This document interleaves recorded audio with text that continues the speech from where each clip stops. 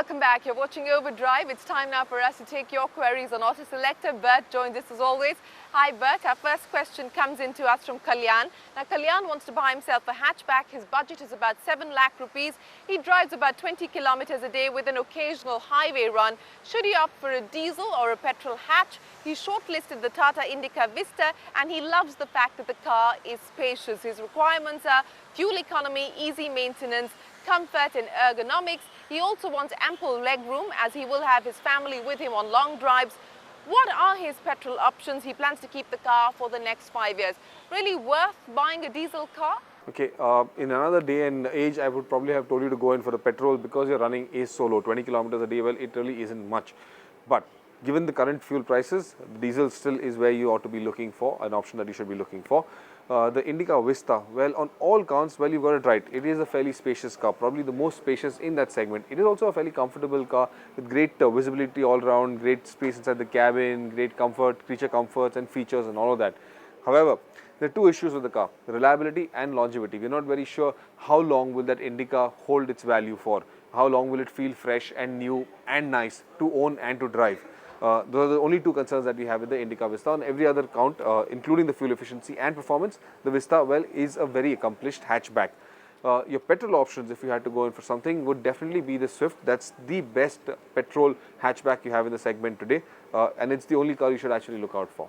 Okay, our next question is a biking question. Comes into us from Rahul Dhoni. He writes in saying he's bought himself a Honda CBR 250R with ABS and wants to know how to ride and maintain the bike during its first 1,000 kilometers to maintain efficiency. Also, at what speed would you suggest he ride the bike? Well, what most manufacturers tell you when you have a new motorcycle is to not speed on the bike, and by that what we mean is don't exceed about 80 kilometers per hour. But we'd like to add a bit over here. Usually ride a motorcycle at about 2000 RPM, fluctuate the RPM 2500, probably 1500, keep varying that. Don't hold it constantly at 2000 RPM all the time because, well, that does affect the engine adversely. On the other hand, maintaining a motorcycle over time, just ensure it stays clean, that you have the right air pressure in your tires, that you service it regularly according to what the manufacturer specifies in the service book, and that should well ensure that you have a bike that you'll enjoy to ride for a really long time. Our next question comes into us from Pallav Das. He writes in saying his father is looking for a 7-seater SUV. The budget is 30 lakh rupees. Between the Hyundai Santa Fe 4x4 and the new Toyota Fortuner, which one will have more equipment, luxury and power?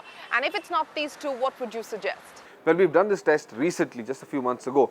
It was between the Santa Fe, the Fortuner, the BMW X1 and the Renault Koleos. And well, the Santa Fe was the winner of that comparison test, where comfort, luxury and premiumness is concerned. The Santa Fe is the best SUV you can buy in that segment. Its feature list, it's much better spec than even the Fortuner or the X1 for that matter.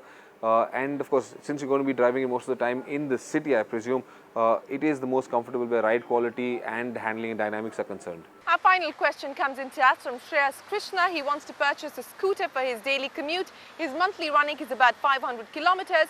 He wants the scooter to offer good mileage, suspension and low maintenance. He likes the Wigo, but he's wondering whether the Aviator, the Activa, the Access or the Swish make for better choices.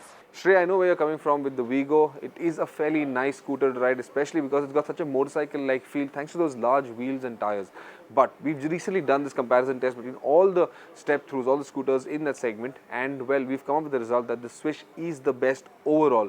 In all respects, in all parameters, it is the best scooter to go in for.